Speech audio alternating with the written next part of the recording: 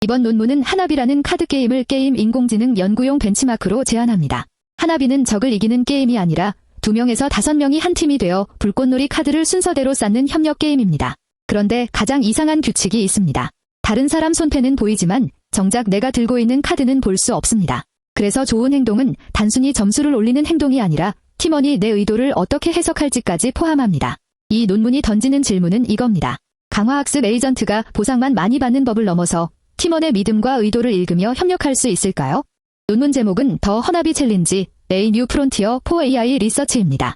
에이아워 포어틴 번호는 1902.00506이고 놀란 바드, 야콥 포어스터, 마크 랭클롯, 마크 벨마레, 마이클 볼링 등 여러 연구자가 함께 썼습니다. 논문은 하나비 학습 환경이라는 오픈소스 강화학습 환경을 소개하고 셀프 플레이와 애드혹 팀 플레이를 분리해서 평가하자고 제안합니다. 중요한 점은 이 논문이 단순히 새 게임 하나를 소개하는 글이 아니라는 겁니다. 고, 아타리, 포커처럼 기존 게임 벤치마크가 각각 다른 연구 질문을 만들었듯이 하나비는 협력, 불완전 정보, 제한된 의사소통을 한 화면에 묶어서 새로운 문제를 만듭니다. 하나비의 규칙은 짧지만 압축되어 있습니다.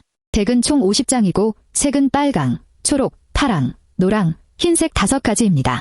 각 색마다 숫자 1부터 5까지 카드가 있고 팀의 목표는 색깔별로 1, 2, 3, 4, 5 순서의 스택을 완성하는 것입니다. 최대 점수는 25점입니다.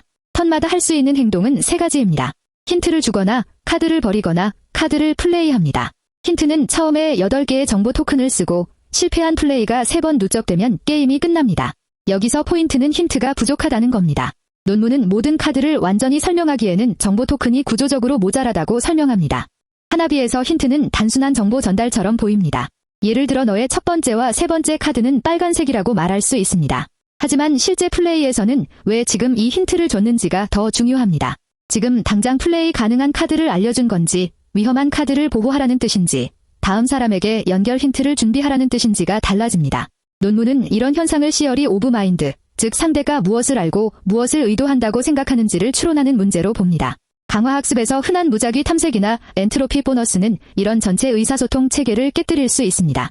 한 행동의 가치는 그 행동 하나가 아니라 같은 신호가 다른 상황에서 어떻게 쓰이는지와 함께 결정되기 때문입니다.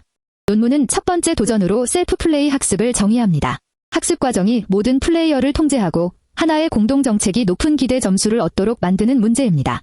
연구자들은 샘플 제한 체제와 무제한 체제를 나눕니다. 샘플 제한 체제에서는 환경 스텝을 최대 1억 번으로 제한합니다. 하나비 환경은 가볍습니다. 논문은 한 턴을 CPU에서 대략 0.1밀리초 수준으로 처리할 수 있다고 설명합니다. 그래서 많은 샘플을 쓰는 강화학습을 실험하기 좋습니다. 하지만 논문은 단지 많은 계산을 써서 끝 점수만 높이는 것보다 인간 팀처럼 훨씬 적은 경험으로도 잘 배우는 알고리즘이 중요하다고 강조합니다. 두 번째 도전은 애드혹 팀 플레이입니다. 여기서는 내가 훈련 때 만나지 못한 팀원과 함께 플레이해야 합니다. 논문은 평가 에이전트에게 팀원의 셀프 플레이 게임 10판을 먼저 보여주고 그 뒤 한 게임에서 한 자리를 대신 맡겨 점수를 재자고 제안합니다. 각 홀드아웃 팀마다 1000번 이상의 트라이얼을 보고하고 여러 무작위 예시 집합을 써서 평균과 표준 편차를 내라고 권합니다. 이 관점이 중요한 이유는 간단합니다. 셀프 플레이에서는 우리끼리만 통하는 암호를 배워도 점수가 오릅니다. 하지만 처음 보는 팀원과 게임하려면 상대 정책을 그대로 외운 것이 아니라 의도와 신호 체계를 빠르게 추론해야 합니다. 실험에는 세 종류의 학습 에이전트가 등장합니다. 첫째는 레인보우입니다. 아타리에서 강력했던 DQN 계열 기법들을 합친 각 기반 에이전트이고 논문에서는 다중 에이전트 형태로 바꿔 사용합니다. 둘째는 액터 크리틱 하나비 에이전트, 줄여서 아차입니다. 임팔라 계열의 V트레이스 보정과 파퓰레이션 베이스트 트레이닝을 사용하고 논문에서는 200억 스텝까지 학습한 무제한 체제 결과를 보여줍니다. 셋째는 배드, 베이지안 액션 디코더입니다.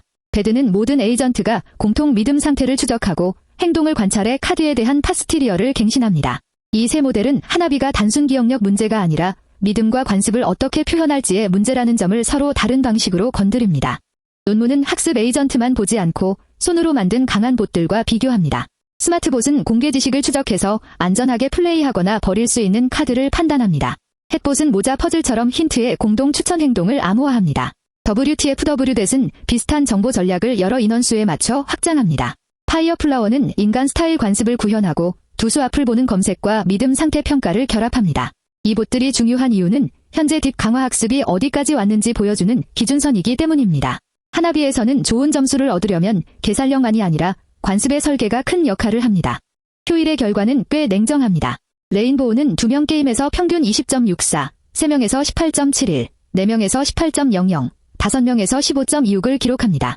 아차는 더 많은 계산을 써서 2명에서 22.73, 3명에서 20.24, 4명에서 21.57, 5명에서 16.80을 냅니다. 배드는 2명 게임에서 23.92까지 올라가고 완벽 게임 비율도 58.6%입니다. 하지만 배드는 2명과 작은 합성 게임 중심이라 일반화 주장은 조심스럽습니다. 반면 스마트봇은 2명부터 5명까지 대략 20에서 23점대이고 WTF-W-뎃은 5명에서 24.89까지 갑니다. 결론은 명확합니다. 당시 최신 딥 강화 학습은 셀프 플레이에서는 그럴듯하지만 강한 관습 기반 보드를 안정적으로 넘지는 못했습니다. 논문의 가장 날카로운 장면은 레드혹 팀 결과입니다. 독립적으로 훈련된 아차 에이전트들은 자기 자신과 플레이할 때는 대각선에서 20점 안팎을 냅니다. 그런데 다른 훈련런에서 나온 에이전트와 섞이면 점수가 급격히 떨어집니다. 어떤 조합은 거의 0점에 가까운 점수만 냅니다. 이건 실력이 없어서라기보다 서로 다른 암호를 배웠기 때문입니다. A가 준 힌트는 A의 관습에서는 플레이하라는 뜻인데 B의 관습에서는 버리라는 뜻일 수 있습니다. 논문은 이 현상을 통해 셀프 플레이 점수만으로 협력 에이전트를 평가하면 위험하다고 말합니다. 팀원과의 호환성이 빠지면 높은 점수 정책도 실제 협력에서는 깨질 수 있습니다. 게임 개발 관점에서 하나비 논문은 팀원 NPC를 생각하게 만듭니다. 단순히 내 전략을 잘 수행하는 보드는 만들 수 있습니다. 하지만 플레이어가 처음 보는 방식으로 행동할 때도 맞춰주는 동료를 만들기는 훨씬 어렵습니다. 협동 퍼즐, 던전 파티, 카드 배틀, 레이드 보조 캐릭터에서 중요한 건 최적 행동 하나가 아닙니다. 플레이어가 지금 무엇을 알고 있고 왜 저 행동을 했고 다음에 어떤 도움을 기대하는지 추론하는 능력입니다. 하나비는 이 문제를 작은 카드 게임 안에 압축합니다. 그래서 화면은 단순하지만 연구 질문은 큽니다. 게임 AI가 정말 협력하려면 점수 함수만이 아니라 의사소통 관습과 믿음 상태를 다뤄야 합니다. 이 논문을 볼 때 주의할 점도 있습니다. 하나비 챌린지는 하나비를 완전히 해결했다는 논문이 아닙니다. 오히려 당시 최신 학습법이 어디서 막히는지 보여주고 앞으로 비교할 평가 프로토콜을 정리한 논문에 가깝습니다. 또 룰베이스트 봇들은 강하지만 사람이 설계한 관습에 크게 의존합니다. 이것은 실제 게임마다 관습을 손으로 넣어야 한다는 부담으로 이어집니다. 인간 평가도 쉽지 않습니다. 논문은 온라인 하나비 방에서 사람 데이터가 편향될 수 있고 인간은 눈동자 움직임이나 반응 시간 같은 비언어 신호도 사용할 수 있다고 지적합니다. 그래서 하나비는 깔끔한 실험실이면서도 인간 협력으로 가기 위해 아직 많이 남은 길을 보여줍니다. 하나비 챌린지의 핵심은 협력이 단순한 공동 보상이 아니라는 점입니다. 같은 에이전트 복사본끼리 점수를 올리는 것은 시작일 뿐입니다. 진짜 문제는 서로 다른 경험, 다른 관습, 다른 믿음을 가진 팀원이 만났을 때도 의도를 읽고 조정하는 능력입니다. 이 논문은 그래서 게임 AI 연구에서 오래 남는 질문을 던집니다. 에이전트가 내 카드를 볼 수 없고 말도 제한되어 있고 팀원의 마음을 직접 읽을 수도 없다면 무엇을 배워야 할까요? 답은 아마 더 큰 네트워크 하나가 아니라 믿음 추적, 의도 추론, 관습 학습, 그리고 처음 보는 파트너와의 빠른 적응을 함께 다루는 쪽에 있을 겁니다.